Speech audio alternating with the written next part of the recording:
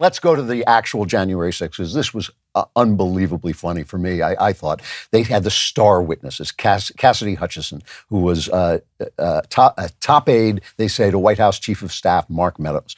And she was, worked for Steve Scalise and for Ted Cruz, so she's a conservative. And she came on and she was going to deliver, this was going to be the earth-shattering testimony. And she had this one thing where she said this about Donald Trump. He wanted to go to the demonstration, but his Secret Service driver wouldn't take him there. It was cut 9. The president said something to the effect of, "I'm the effing president, take me up to the Capitol now." To which Bobby responded, "Sir, we have to go back to the West Wing." The president reached up towards the front of the vehicle to grab at the steering wheel. Mr. Engel grabbed his arm, said, "Sir, you need to take your hand off the steering wheel.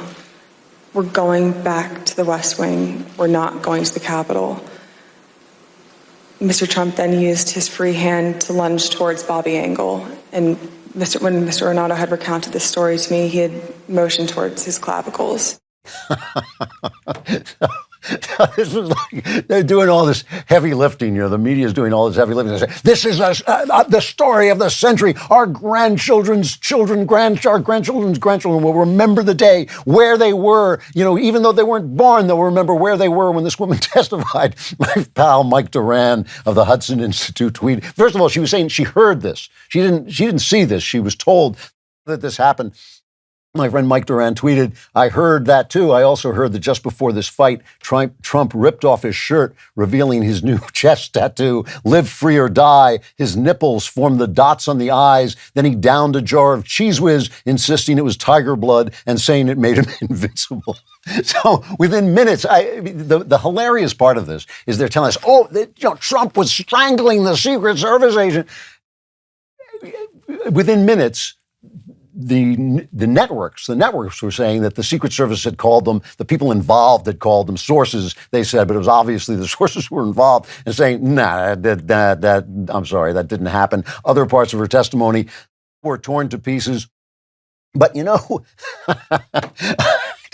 so what they did was they just immediately went from that to some other testimony she had, just a complete self-own, just be clowning of this committee, which, by the way, this is really bothering me. It bothers me that on the right, even on Bret Baier, who I love, on Fox News, are giving some kind of credence to this. This is a trial. Megyn Kelly, I was on the Megyn Kelly show the other day, and she brilliantly made this point. This is a trial without a defense. It is illegitimate per se. It is illegitimate in and of itself. There is no but after that sentence. In the Wall Street Journal and Fox News, they're saying, well, yeah, it's a show trial, but, no, I'm sorry. After it's a show trial, there's a period in the English language. There is no but after it's a show trial. It is a show trial. And so, so what are they saying that actually plays out? Well, we know that Trump, I think, acted irresponsibly. He didn't come out quickly enough and to stop the violence. But here's the thing that got me about this. The lady went on to say this about Trump and Mike Pence, who was certifying, as Biden was, by the way, in that first video I played, Biden was certifying the election and refusing to take the objections of his fellow Democrats, and Mike Pence refused to not certify the election, even though Trump was pressuring him. And this is what she said about that. It is cut 8. I remember Pat saying something to the effect of, "Mark, we need to do something more. They're literally calling for the vice president to be effing hung." And Mark had responded something to the effect of, "You heard him, Pat. He thinks Mike deserves it. He doesn't think they're doing anything wrong." To which Pat said something, "This is effing crazy." So here's the thing. Now, we know this is true. We know that Trump, they were shouting, "Hang Mike Pence." And we know that Trump was sending out a tweet saying that Pence didn't have the courage to do what he should have done. But let's take their logic for a second. Let's take the Democrats' logic for a second, because this is why I think this January 6th thing is going to blow up in their face. Let's say everything they say is true. Let's say Donald Trump was strangling Secret Service agents and he was forcing this thing. And let's say Trump was like carrying guns, arming the people and basically trying to storm the Capitol. What stopped them from succeeding? Mike Pence. What stopped them from succeeding? Bill Barr. What stopped them? The chief of staff, Pence's chief of staff, Mark Short.